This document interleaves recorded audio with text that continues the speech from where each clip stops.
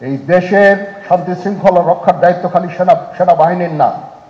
এই বিপরীতমুখী কাজ করলে দেশে কখনো শান্তি শৃঙ্খলা আসবে না। আরেকটা জরুরি বিষয় যেটা আমি ভাবলাম যে আপনাদের সাথে আমি শেয়ার করি, দেশের এই আইন শৃঙ্খলা পরিস্থিতি খারাপের পিছনে কিছু কারণ আছে।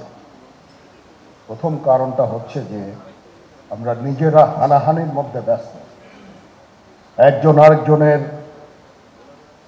বিরুদ্ধে বিষোদ্গারে ব্যস্ত। এটা একটা চমৎকার সুযোগ অপরাধীদের জন্য।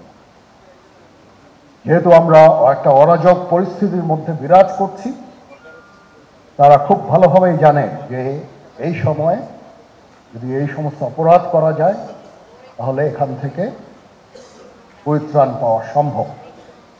সেই কারণে এই অপরাধগুলো হচ্ছে। আমরা যদি সংগঠিত থাকি, একত্রিত থাকি, তাহলে অবশ্যই এটা সম্মিলিতভাবে মোকাবেলা করা সম্ভব হবে। Police, RAB, BGB, PGFI, NSI এগুলো দেশের জন্য অত্যন্ত গুরুত্বপূর্ণ কাজ করেছে অতীতে। খারাপ কাজের সাথে অসংখ্য ভালো কাজ করেছে। আজকে যে দেশের স্থিতিশীলতা, দেশটাকে যে এত বছর স্থিতিশীল রাখা হয়েছে, এটার কারণ হচ্ছে এই সশস্ত্র বাহিনীর বহু সেনা সদস্য। দেশ জুড়ে তোলপাড় ওয়ালটন ফ্রিজ কিনে আপনিও হয়ে যেতে পারেন মিলেনিয়ার। সিভিলিয়ান সবাই মিলে এই অর্গানাইজেশনগুলোকে, অসামরিক, সামরিক সবাই মিলে এই অর্গানাইজেশনগুলোকে এফেক্টিভ রেখেছে।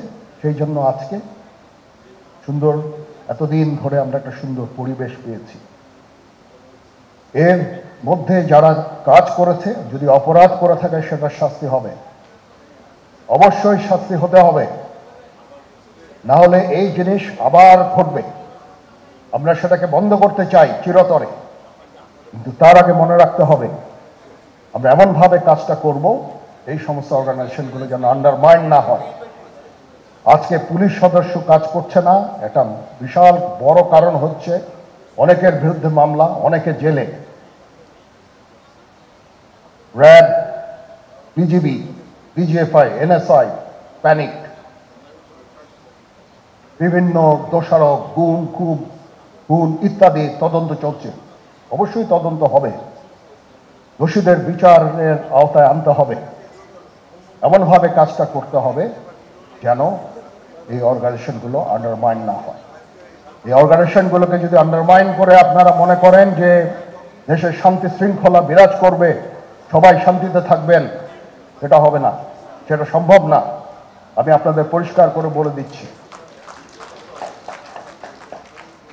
এই দেশের শান্তি শৃঙ্খলা রক্ষার দায়িত্ব খালি সেনাবাহিনীর না। 2 লক্ষ পুলিশ আছে, বিজিবি আছে, র্যাব আছে,